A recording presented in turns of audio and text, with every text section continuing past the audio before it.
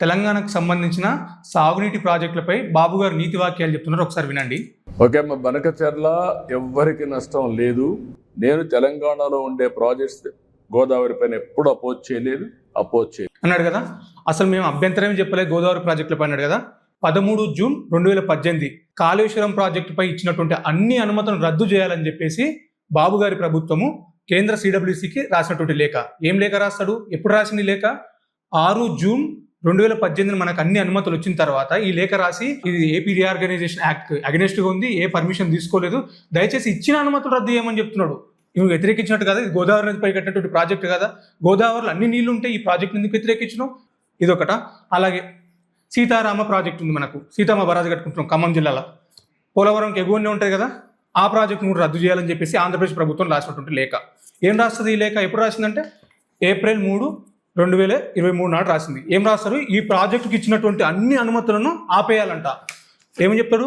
Requested to stall all clearances of the Sitarama lift irrigation project and Seethamma Sagar multipurpose project. అంటే ఎందుకంట అంటే నీళ్ళు లేవంట. మరి నీళ్ళు లేకపోతే పోలవరం బనకచెర్ల ప్రాజెక్ట్ ఎట్లా కడుతున్నావు? నీళ్ళు లేవని చెప్పేది నీవే, నీళ్ళు ఉన్నాయి 3000 TMC నీళ్ళు తీసుకోవద్దని చెప్పేది. ఇది ఒకట. తర్వాత 2వ లెటర్ మే 8, 2023 నాడు రాసినావు. ఈ లేఖలు ఏం రాస్తావు? సేమ్ అదే రిపీటెడ్గా మా ప్రాజెక్టులన్నీ ఎఫెక్ట్ అయిపోతాయి, మా ప్రాజెక్టులు దెబ్బతింటాయి, అసలు సీతారామకు నీళ్లు లేవు, నీటి కేటాయింపులు లేవు, మీరు అసలు ఆ ప్రాజెక్టుకి అనుమతులు ఇవ్వద్దని చెప్పేసి లేఖ రాస్తావు. ఇక్కడ మీరు చూడొచ్చు, no water available to this project అంట. పోలవరం ప్రాజెక్ట్ నీళ్ళు ఎట్లా వస్తాయి? సీతమ్మ సాగర్ దాటినాక నీళ్ళు వచ్చేది.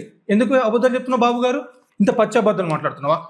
ఇదొక్కటే కాదు, దీనిలో ఏం చెప్తాడంటే వివిధ జీవోల ద్వారా 1980 గోదావరి అవార్డు ప్రకారం ఉమ్మడి ఆంధ్రప్రదేశ్లో తెలంగాణకు సంభవించినటువంటి 968 TMCలు కూడా మేము యాక్సెప్ట్ చేయమంట. నీ ప్రభుత్వమే కదా, నువ్వే కదా అధికారంలో ముఖ్యమంత్రిగా ఉంది, మొత్తం సమైక్య పాలకులే ఉన్నారు కదా, ఎందుకు వ్యతిరేకిస్తావు?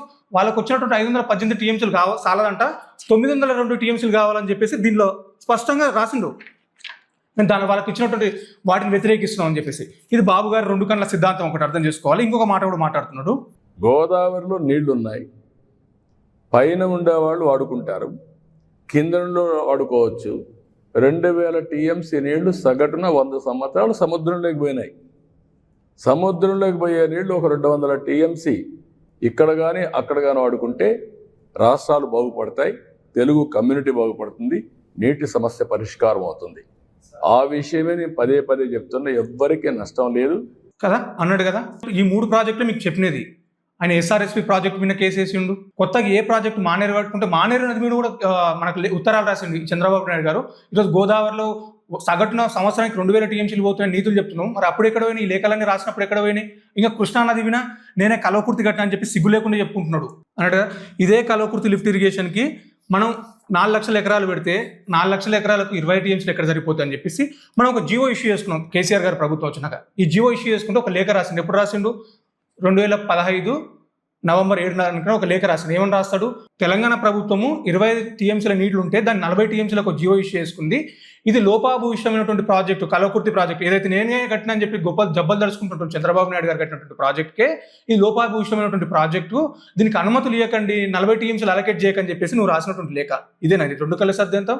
నీకు నిజంగా తెలంగాణకు నీళ్ళు ఇవ్వాలనే ఉద్దేశం ఉంటే, 2 ప్రాంతాలు బాగుపడాలంటే ఈ లేఖ ఎందుకు రాసినావు? ఇదొకట. తర్వాత పాలమూరు రంగారెడ్డి ప్రాజెక్టుకు ఉమాభారతి గారికి నీ చేతులతో నువ్వు రాసినావు స్వయంగా ఈ లేఖ. ఏమని రాస్తావు? Palamuru Rangareddy project AP reorganisation act అగెనిస్ట్గా ఉంది, వీళ్ళు ఏవే పర్మిషన్లు తీసుకోలేదు, ఎక్కడ ఏ పర్మిషన్ తీసుకోలేదు, ఈ ప్రాజెక్టును అడ్డుకోవాలి, ఈ ప్రాజెక్టు అనుమతులు రద్దు చేయాలా, అసలు అనుమతులు ఇవ్వకండి అని చెప్పేసి ఈ ప్రాజెక్టు లేఖ రాసినావు. అసలు ఇన్ని లేఖలు రాసినావు, 100 కొద్ది లేఖలు తెలంగాణ ప్రభుత్వం మీద, తెలంగాణ ప్రాంతం మీద అగెనిస్ట్గా రాసినావు. ఈరోజు నువ్వు నీ ప్రాంతానికి నీళ్ళు పోవాలి కాబట్టి తెలంగాణ ఎండబెట్టైనా సరే నేను నీళ్ళు తీసుకోవద్దా అని చెప్పేసి కొన్ని దొంగ మాటలు చెప్తే ప్రజలు నమ్మే పరిస్థితి ఉంది కాబట్టి మేము ఎక్స్పోజ్ చేస్తున్నాము.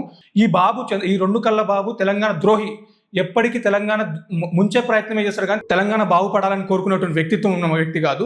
నిజంగా గోదావరి బనకచెర్ల నుంచి గోదావరి నీళ్ళు తీసుకుపోతే సాగర్ యొక్క కెనాల్ని 1 కిలోమీటర్ నుంచి 80 కిలోమీటర్ల వరకు డబల్ ఎందుకు చేస్తున్నావు? కృష్ణాలో ఉన్నటువంటి నీళ్ళు తీసుకోవాలనే కదా నీవు.